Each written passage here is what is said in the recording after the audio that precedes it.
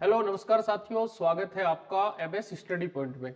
दोस्तों, हम भारतीय इतिहास में जो दूसरा टॉपिक है वैदिक सभ्यता पर अध्ययन कर रहे हैं। वैदिक सभ्यता का एक पक्ष हम पढ़ रहे हैं। आज की जो क्लास है उसमें हम चर्चा करेंगे वैदिक कालीन सांस्कृतिक जीवन की। तो देखो, बात करते हैं वैदिक सभ्यता का सांस्कृतिक जीवन कैसा था।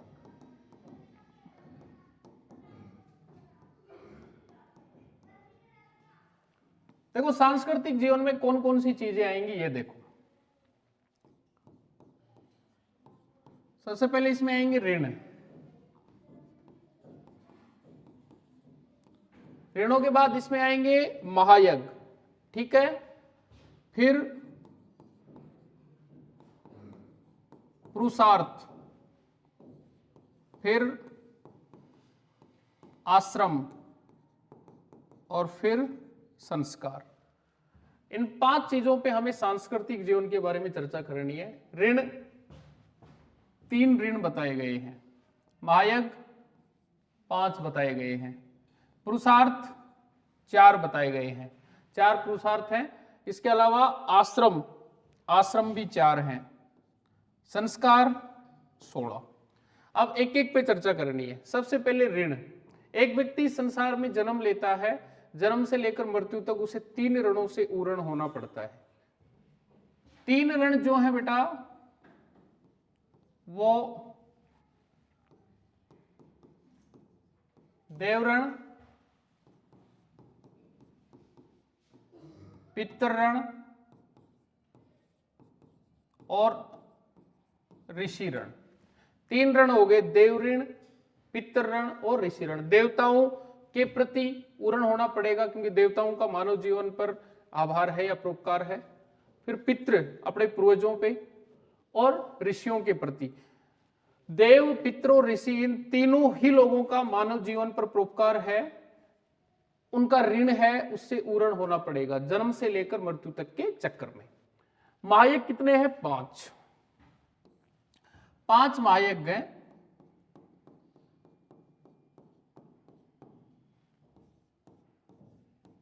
देव, पितृ, ऋषि,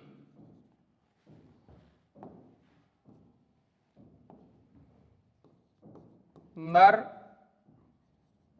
और भूत। 5 महायज्ञों का उल्लेख है। देवयज्ञ, पितृयज्ञ, देवताओं को प्रसन्न करने के लिए किया गया यज्ञ, ऋषियों को प्रसन्न करने के लिए किया यज्ञ, पितरों को प्रसन्न करने के लिए किया गया यज्ञ। नर और भूत ये मानव जीवन में नहीं है, ये दैत्य जीवन में या राक्षसी जीवन में ये इस प्रकार के जो यज्ञ हैं वो काम आते हैं। तो परंतु महायज्ञ कितने बताए गए हैं?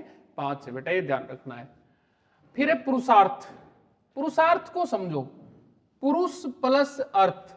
मानव जीवन का अर्थ क्या है? जन्म लेने का अर्थ क्या है? और पुरुषार्थ माने गए हैं कितने? 4। देखना,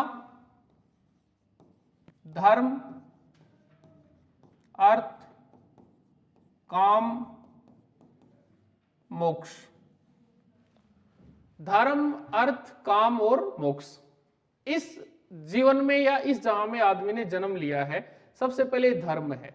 अपने धर्म की रक्षा, उसकी शुद्धि, उसके आचार विचार प्रसार में अपना योगदान देगा। अर्थ, जीविकोपार्जन के लिए कोई ना कोई काम धंधा जरूर करेगा, वो अर्थ हो गया।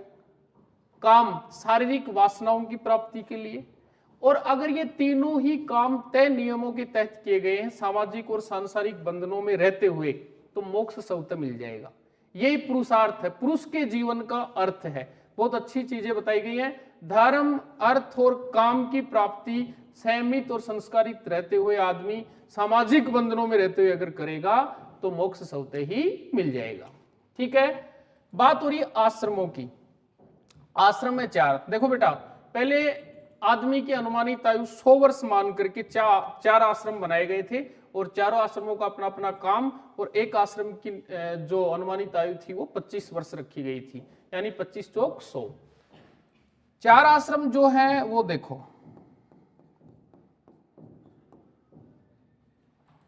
पहला है ब्रह्मचर्य आश्रम,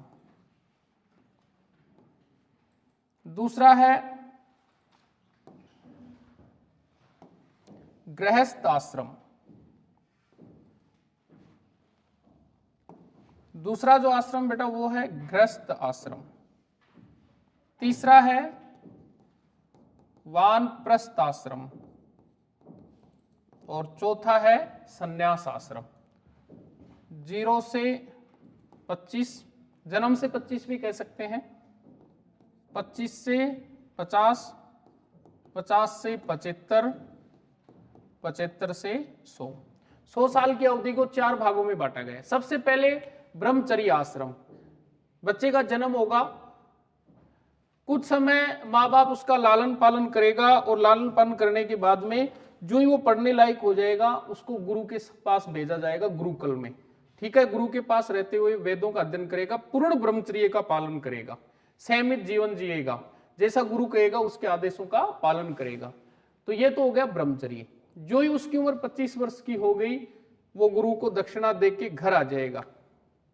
कराने के बाद घर वाले उसका विवाह कर देंगे और जो विवाह हो जाता है गृहस्थ आश्रम में आ जाता है। ठीक है, वो घर की सारी जिम्मेदारियां उठाएगा 25 से 50 वर्ष। जो ही उसकी उम्र 50 वर्ष की हो जाएगी वो घर छोड़ देगा, वनों की ओर गमन कर देगा, वनों में रहेगा, ईश्वर भक्ति में। कभी कभार बीच में महीने 2 महीने 6 महीने से घर आता रहेगा, सार संभाल करता रहेगा, वो भी नॉर्मली ऊपर और केवल औपचारिक मैच। और जो ही उम्र हो जाएगी 75 वर्ष की वो एक जगह बैठ के संन्यास धारण करेगा, समाधिस्थ जीवन में चला जाएगा और इसी सन्यासी जीवन में रहते हुए उसकी मृत्यु हो जाएगी। तो इतना अच्छा उदाहरण था बेटा इन चीजों का कि आदमी के जीवन को पूरे 100 वर्षों में और 100 को अलग अलग 4 भागों में 25-25 वर्षों से बांटा गया है और इतना सुंदर चित्रण किया गया था। अब यह प्रश्न आ सकता है आश्रमों के उल्लेख का, तो ध्यान रखना 4 आश्रम हैं। तो प्रथम 3 का उल्लेख छांदोग्य उपनिषद में है, यह भी ध्यान रखना। और 4 आश्रमों का उल्लेख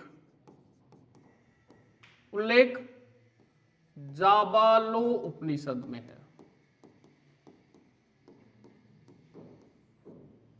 प्रथम 3 का कहां है?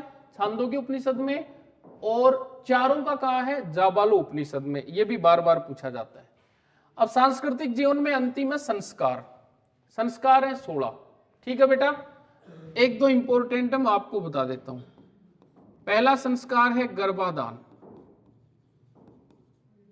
गर्भ धारण से लेकर के और मृत्यु तक 16 संस्कारों में पूरा जीवन बंधा हुआ है। तो पहला कौन सा हो गया? गर्भाधान। दूसरा पुंसवन। 15वां पाणी ग्रहण यानी कि विवाह संस्कार है। और 16वां व अंतिम अंत्येष्टि।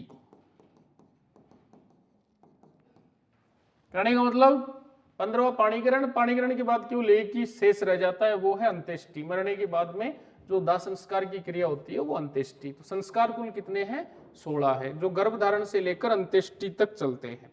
देखो बेटा यहाँ ध्यान रखना है, सांस्कृतिक जीवन में हमने क्या क्या पढ़ा है, सारी चीजें आपके सामने हैं। रण 3 पढ़े हैं, महायज्ञ 5 पढ़े हैं, पुरुषार्थ 4 पढ़े हैं, आश्रम 4 पढ़े हैं और संस्कार 16। देखो ये पूरी टेबल है और काफी महत्वपूर्ण भी है। अब हम आगे बात करें वैदिक सभ्यता में, तो सांस्कृतिक जीवन के बाद में अगला जो अपना पक्ष आता है वो है वैदिक कालीन विवाह।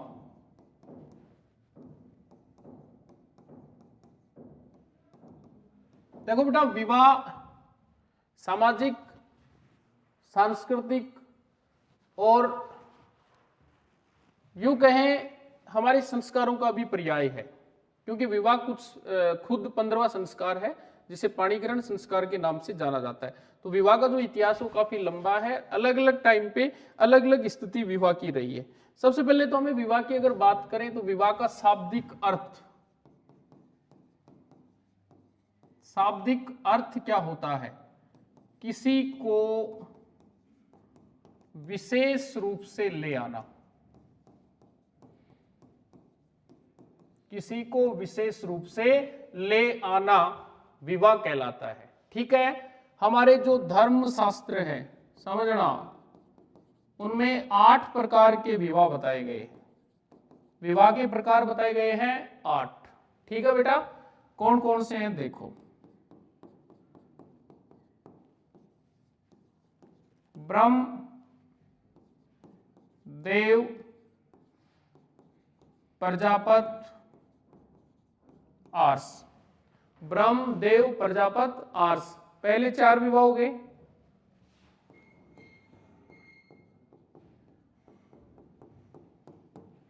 गंधर्व, असुर, राक्षस और पैशाच। बेटा ध्यान रखना है 8 प्रकार के विवाह है, पर शुरुआती 4 विवाह विधि सम्मत थे, सर्वमान्य विवाह थे, विधि सम्मत थे, सामाजिक प्रतिष्ठा वाले विवाह थे, धार्मिक रजामंदी वाले विवाह थे, परंतु अगले 4 भी होते थे, गंधर्व, असुर, राक्षस और पैशाच। इनकी पृष्ठभूमि या इनकी प्रकृति अलग अलग थी।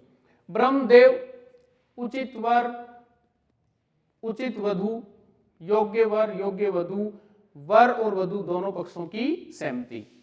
ठीक है। प्रजापत, यज्ञ कराने वाले पुरोहित को कन्या का दान देना, यज्ञ सफल होने पर, प्रजापत विवाह था। आर्ष, कन्या के बदले एक गाय और बैल की जोड़ी लेना और साथ में कन्या का विवाह कर देना। तो ये 4 तो सर्वमान्य विवाह थे, ब्रह्म, देव, प्रजापत और आर्ष। अब 4 जो अपवाद स्वरूप थे वो भी प्रचलन में थे। गंधर्व आधुनिक प्रेम विवाह का प्राचीनतम रूप था। इसका मतलब विवाह, प्रेम विवाह पहले भी होते थे, आज भी होते हैं। असुर, राक्षस, असुर और राक्षस दोनों में थोड़ा सा अंतर था। असुर जो विवाह था, इसमें कन्या का जो पिता था वो कन्या के बदले या विवाह के बदले कुछ राशि लेता था, सही अर्थों में बेच देना कन्या को। और राक्षस जबरदस्ती किया गया विवाह था, जोर जबरदस्ती, जिसमें मुख्य रूप से ये माने कि जो वधु पक्ष थी उसकी सहमति नहीं थी, जोर जबरदस्ती से किया गया विवाह। और पैशाच, छल, कपट, धोखा, प्रपंच, झूठ का सहारा लेकर किया गया विवाह पैशाच विवाह कहलाता था। तो विवाह कितने प्रकार के थे? 8। ठीक है बेटा। अब अगर बात विवाह की ही कर रहे हैं तो विवाह के रूप थे 2। यहां इंपॉर्टेंट बात है, अनुलोम विवाह और प्रतिलोम विवाह। अनुलोम विवाह में क्या होता था? उच्च वर्ण का वर है और निम्न वर्ण की वधु है। अगर उच्च वर्ण का वर है, उसका विवाह निम्न वर्ण की वधु के साथ हो रहा है तो वो क्या है? अनुलोम विवाह है। प्रतिलोम, प्रतिकूल, उच्च वर्ण की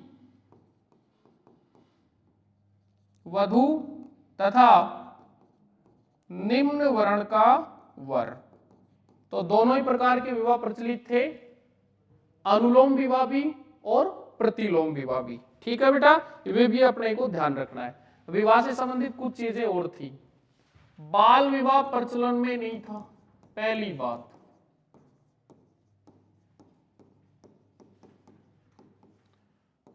अंतरजातीय विवाह होते थे।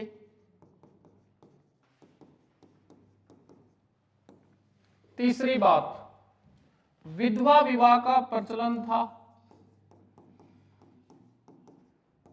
पर वो कैसे था वो सुनो। जो विधवा महिला थी वो किसके साथ विवाह कर सकती थी? अपने मृतक पति के छोटे भाई देवर से विवाह कर सकती थी। समझना बेटा, बाल विवाह प्रचलन में नहीं थे, अंतरजातीय विवाह होते थे, विधवा विवाह का प्रचलन था। विधवा जो स्त्री थी वो अपने मृतक पति के छोटे भाई के साथ विवाह कर सकती थी। ठीक है, ये भी अपने को ध्यान रखना है। इसके अलावा हम बात करें, कुछ लड़कियां जिंदगी भर अविवाहित रहती थी। जिंदगी भर अविवाहित रहने वाली कन्याओं को, जो कन्याएं अविवाहित रहती थी जिंदगी भर, उन्हें अमाजू कहा जाता था। क्या कहा जाता था? एमाजून। ठीक है। कन्या विदाई के समय जो उपहार दिए जाते थे, कब दिए जाते थे? विदाई के समय, उन्हें वहतू कहा जाता था। कन्या विदाई के समय कन्या पक्ष या वधू पक्ष की ओर से जो उपहार दिए जाते थे उन्हें क्या कहा जाता था? वहतू कहा जाता था। ठीक है। तो ये विवाह के बारे में सारी चर्चाएं थी। विवाह 8 प्रकार के थे। ब्रह्म, देव, प्रजापति, आर्ष, गंधर्व, असुर, राक्षस, पेशाच। धर्मशास्त्रों में भी 8 प्रकार रूप बताएं, अनुलोम और प्रतिलोम। बाल विवाह नहीं होते थे, अंतरजातीय और बहुविवाह की प्रथा प्रचलन में थी। ठीक है बेटा। अब अपन इस सभ्यता में अगर आगे चर्चा करें तो हमने एक एक पक्ष पढ़ा है। साहित्य पढ़ा है, साहित्य के बाद में नदियां, राजनीतिक जीवन, धार्मिक जीवन, उसके बाद में सांस्कृतिक जीवन, और इसके बाद में विवाह पे हमने चर्चा की है। अब कुछ महत्वपूर्ण तथ्य हैं जो परीक्षा उपयोगी हैं। महत्वपूर्ण तथ्य क्या है? महत्वपूर्ण तथ्य इस सभ्यता से जुड़े वो देखो। एक तो कई बार प्रश्न आता है, आर्यों का मुख्य पेय क्या है?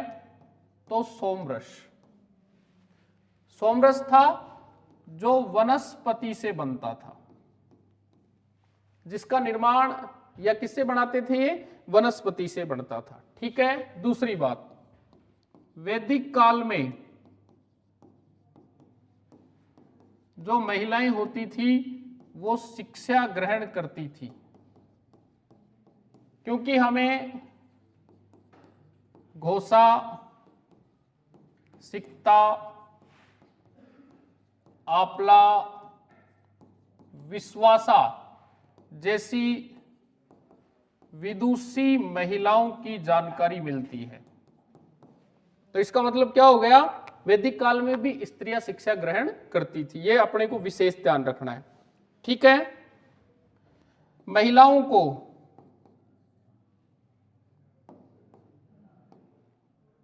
महिलाएं जो होती थी, महिलाओं को संपत्ति व राजनीति संबंधी अधिकार नहीं थे। संपत्ति और राजनीति में भाग लेने का अधिकार उन्हें नहीं था। ठीक है। धार्मिक आयोजनों में, धार्मिक आयोजन जो होते थे उनमें महिलाएं हिस्सा ले सकती थी, भाग ले सकती थी, परंतु अपने संरक्षक के साथ, अपने घर वालों के साथ या फिर अपने पति के साथ। तो ये भी अपने को विशेष ध्यान रखना है। ठीक है बेटा। व्यापारी जो होते थे, मुख्य रूप से व्यापार के लिए दूर दूर जाने वाला व्यक्ति पणी कहलाता था। ये पणी मवेशी चोर भी हुआ करते थे, ऐसा भी साक्ष्य मिला है। और व्यापार के लिए दूर दूर जाते थे तो ये पणी कहलाते थे। और पणी कौन होते थे? मवेशी चोर भी होते थे। ठीक है। एक चीज और ध्यान रखनी है बेटा, ऋग्वेद से हमें पता चलता है कि जो गाय थी उसे मुद्रा की भांति समझा जाता था।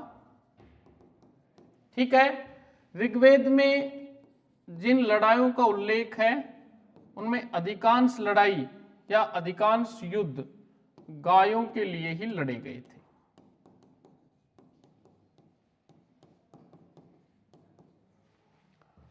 तो दोस्तों, हम भारतीय इतिहास में वैदिक सभ्यता पढ़ रहे हैं और पिछली 2-3-4 क्लासों के बाद में वैदिक सभ्यता का जो आज का जो क्लास था वो अंतिम क्लास थी। और वैदिक सभ्यता को हमने बड़ी गहनता और गंभीरता से पढ़ा है। अगली जो अपनी क्लास होगी उसमें हम बौद्ध धर्म पे चर्चा करेंगे। धन्यवाद।